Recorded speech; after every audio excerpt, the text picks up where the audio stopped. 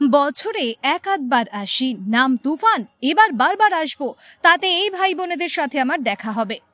আমি জল ঢোড়াও নই, তেলে বোড়াও নই, আমি এমন এক সাপ যে ছোট ছোট ইঁদুর ধরে বেড়ায়। চিমটি কাটবো ওখানে আর লাল পিঁপড়ের মতো জ্বলবে এখানে সেখানে। আফগানিস্তান মেরা वतन है, হিন্দুস্তান মেরা দেশ है, मैं পাকিস্তানি नहीं है, हम अफगानी है, पठान है। এমনই একাধিক ডায়লগ রেখে কোচবিহারের লোকসভা নির্বাচনের বিজেপি প্রার্থী নিশীথ প্রামাণিকের হয়ে প্রচার এবং পথসভা করলেন মিঠুন চক্রবর্তী। কোচবিহারের ২ নম্বর ব্লকের পুন্ডিবাড়ি এবং ঘোষকার ডাঙ্গায় এই ধরনের রোড শো এবং পথসভায় সাধারণ মানুষের কাতারে কাতারে ভিড় লক্ষ্য করা গেল। আমরা শুনবো কোচবিহারের পুন্ডিবাড়ি এবং ঘোষকার ডাঙ্গায় পথসভা করে কি বললেন বাঙালি বাবু মিঠুন চক্রবর্তী। ভোট দিলে পরে এই বাংলার চেহারা বদলাবে, একটা সুন্দর বাংলা পাওয়া যাবে, সেটাই মোদী সাহেবের।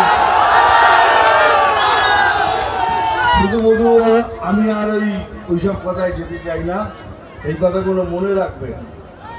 বাংলা একটা সুন্দর বাংলা প্রদান করব, আমরা কথা দিচ্ছি, এটা মোদী সাহেবের গ্যারান্টি, এইটা মনে করেই ভোট করবে। ডায়লগটা বলবো,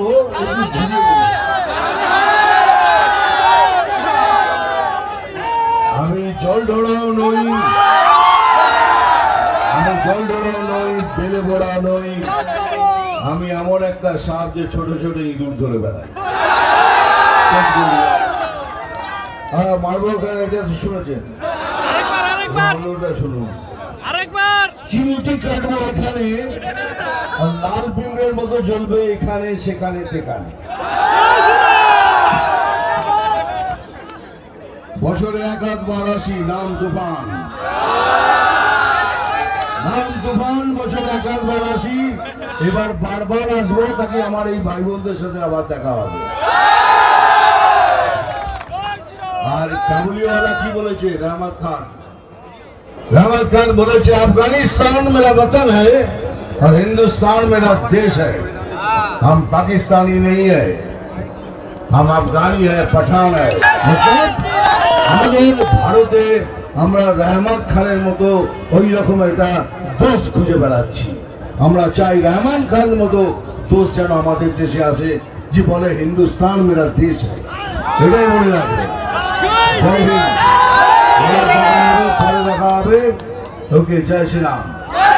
ব্যুরো নিউজ ABN 24x7, সঙ্গে থাকবেন।